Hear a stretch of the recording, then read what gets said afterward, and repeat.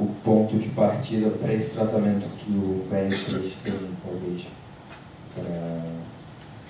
para esses corpos aí, né, das personagens, enfim. Parte principalmente da Dandara, que é a atriz da terceira história, né, que protagoniza essa cena de sexo com o namorado dela. No caso, eles são de fato um casal, né, fora ali da ficção. E nesses encontros que a gente tinha, nessas conversas, a gente discutia muito exatamente que tratamento dar à cena e aos corpos deles, entendendo que enfim, seria uma cena extremamente delicada, é uma mulher e um homem trans, e a gente queria trabalhar uma série de sutilezas nessa relação, assim, sem muitos diálogos, enfim. Inclusive, é curioso como grande parte dessas sutilezas que eu falo para pessoas cis, normalmente as pessoas cis não costumam acessar com tanta facilidade, mas a gente teve um trabalho muito intenso com a diretora de fotografia, a Thaís Faria, que também não pôde estar aqui. Então, todas essas conversas que a gente tinha com o elenco, que eu tinha com o elenco, a Thaís normalmente estava junto. E era muito importante exatamente entender como seria essa condução do olhar da câmera.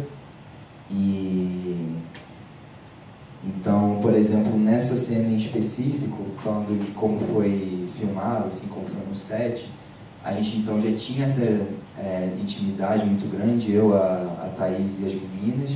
Então a Thaís, ela foi pro quarto, só a Thaís e os atores ficaram no quarto, eles, enfim, fizeram toda a cena ali,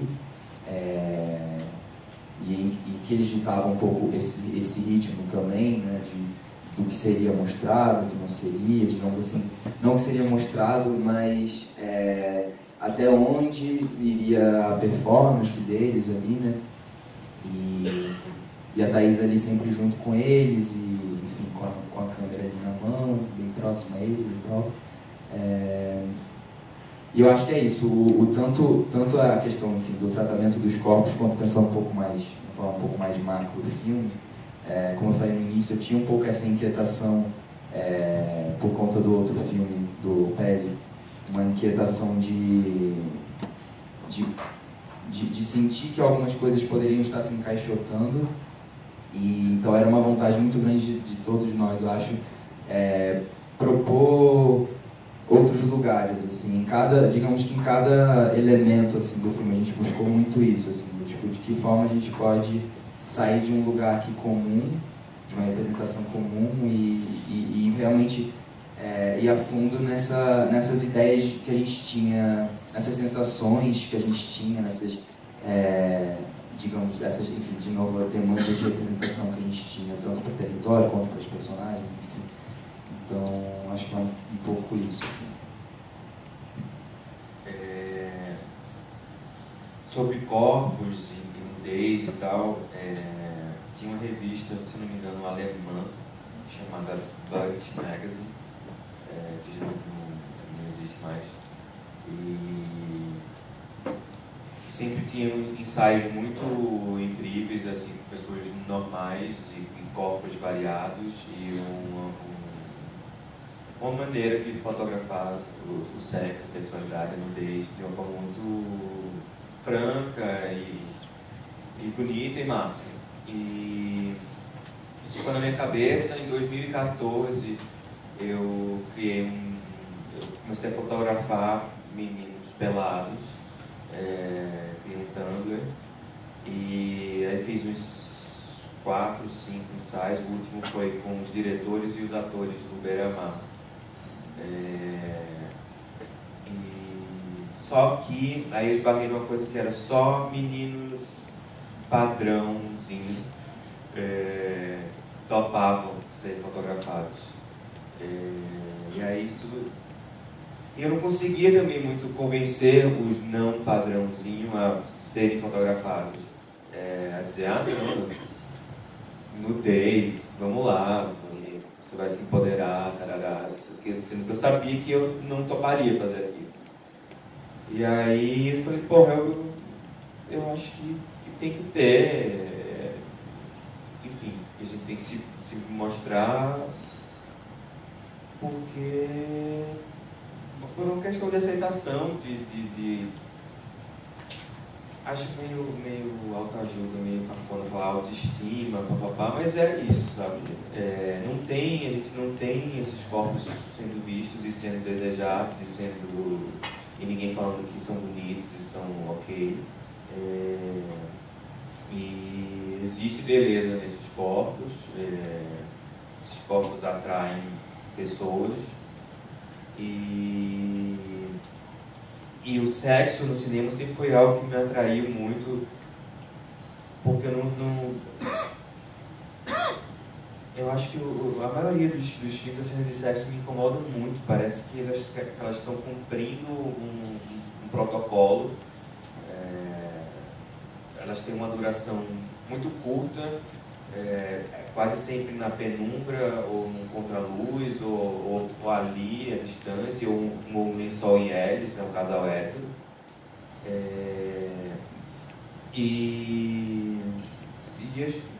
Sempre me incomodou e eu sempre pensei, por que não...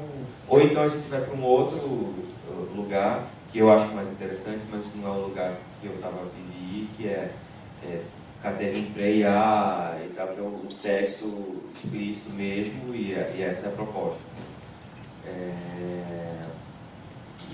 E me perdi um pouco aqui. Era meio isso, você saber?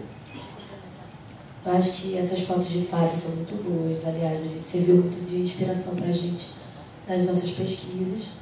E acho que a fotografia do filme é muito baseada nisso também, assim, pegando um gancho da outra pergunta, parte muito desse lugar de observação, né? Assim, são planos construídos, né? Não tem essa coisa muito de movimento, tá tudo ali meio posto pra gente observar, é totalmente observacional. E muito baseada nessas fotos que Fábio trouxe pra gente, na época da pré, a gente estudando e tal. E só complementando esse gancho das pessoas que são fotografadas, né? Tipo, cara, ninguém aguenta mais ver, sabe, gente padrão nua na mídia. Na moral, vamos parar com isso. Que saco, sabe?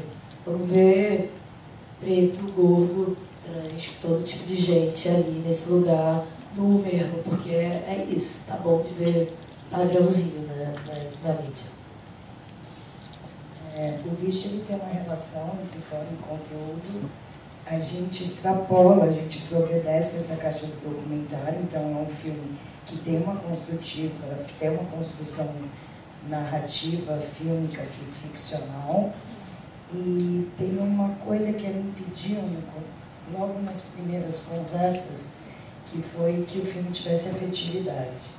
E isso ficou durante o processo inteiro. E aí, no corte final, perguntei, e tinha.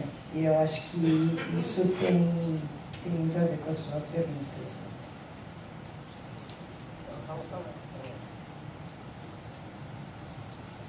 Uma das coisas que eu acho mais interessantes que a gente abre um pouco também o nosso olhar e entenda, principalmente, que esses 3 filmes, né, eles abordam mais do que questões que falam sobre sexualidade e gênero, mas sobre o corpo, né?